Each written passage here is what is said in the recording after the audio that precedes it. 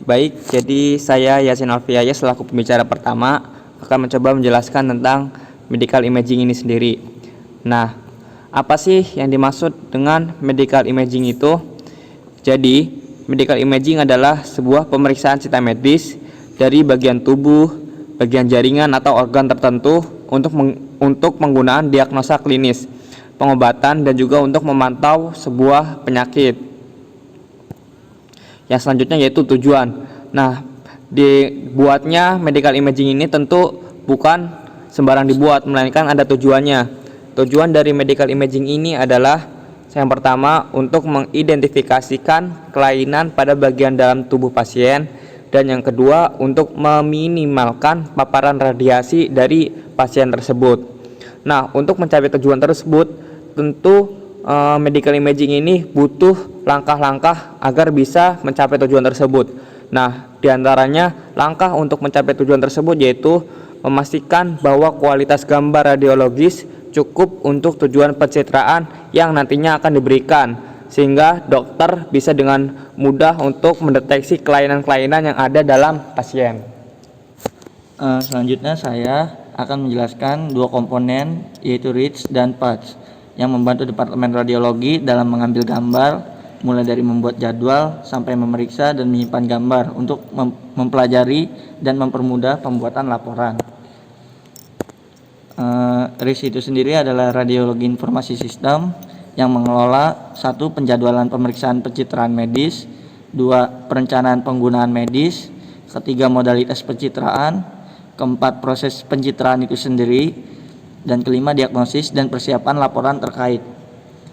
RIS juga berfungsi sebagai 1. Sistem saraf pusat dari Departemen Pencitraan Diagnostik, 2. Mengarahkan alur kerja Departemen, mengingatkan bahwa tugas dan kegiatan Departemen dilakukan dengan bantuan dari RIS yang terkomputerisasi, dan 3. Mengelola tagihan untuk setiap pemeriksaan yang dilakukan, dan 4. Memberikan bantuan dalam menggunakan data untuk menganalisis efisiensi dari foto X-ray. Selanjutnya saya akan menjelaskan tentang PACS.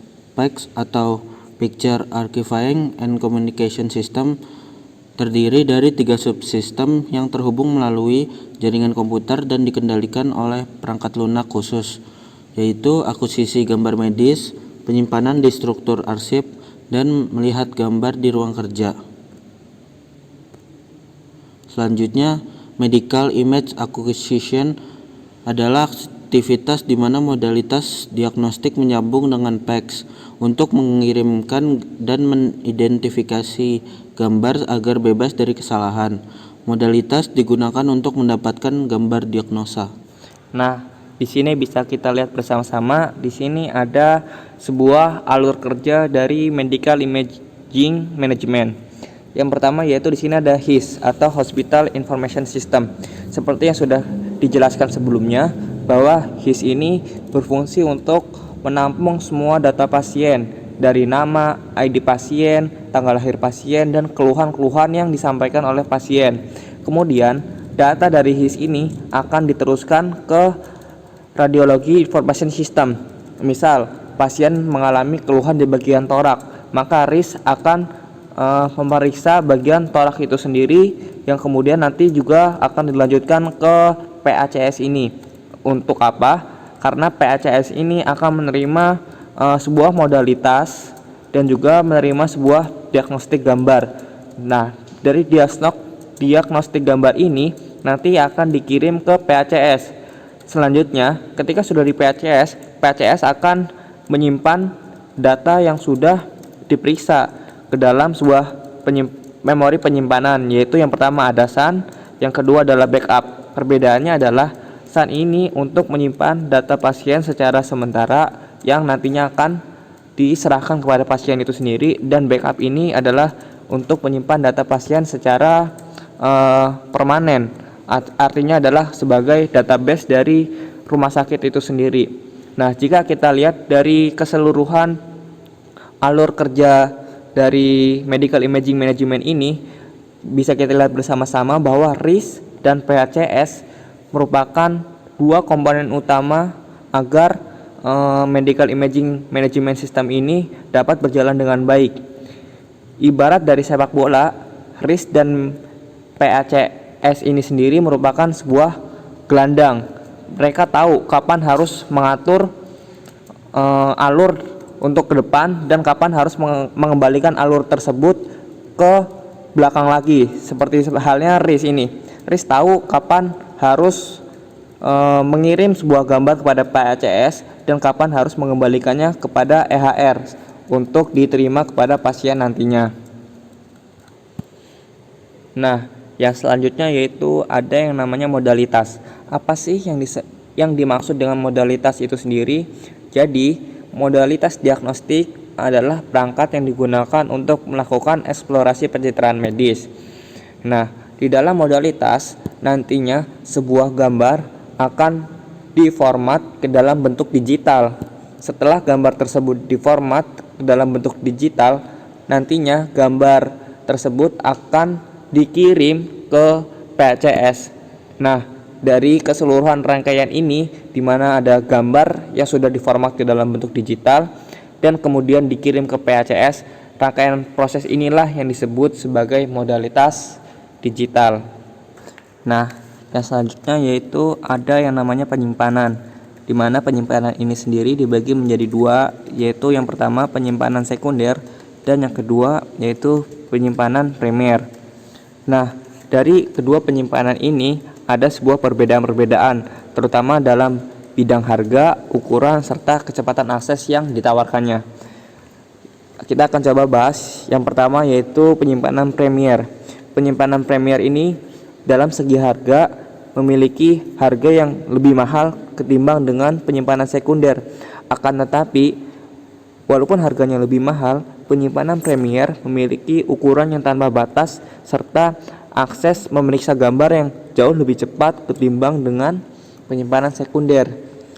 Nah, sedangkan penyimpanan sekunder memiliki harga yang memang jauh lebih murah ketimbang dengan penyimpanan premier.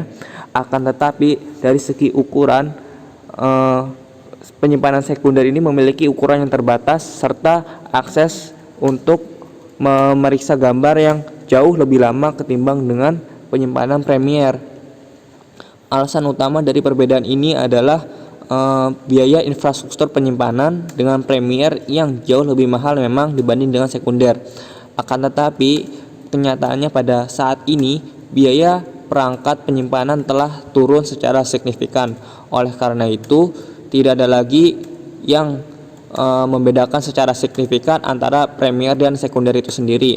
Serta yang biasa digunakan pada saat ini yaitu teknologi penyimpanan yang namanya SAN atau Storage Area Network. Sebuah SAN adalah repositori data pusat yang dapat digunakan oleh berbagai server atau proses untuk mengelola sebuah data. Baik, selanjutnya ada contoh digital imaging di rumah sakit TRC.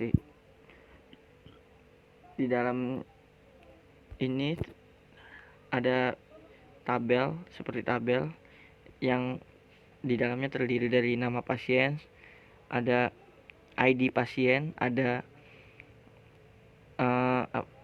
kelamin, alat kelamin, dan ada alat juga modalitas yang digunakan untuk pemeriksaan dan deskripsi pemeriksaan.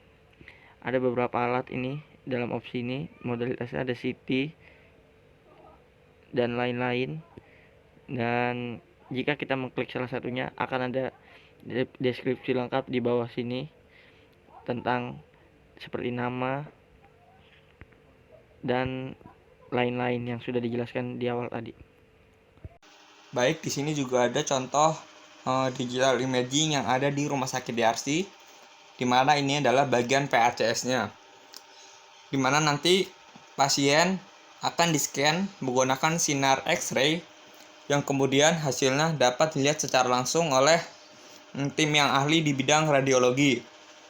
Nanti ketika di sini kan pasien memeriksa bagian jantungnya, nanti hasil dari scan X-ray ini akan diteruskan ke dokter yang menanganinya. Ini adalah bagian-bagian dari atau fitur-fitur yang ada di dalam PACS di rumah sakit DRC.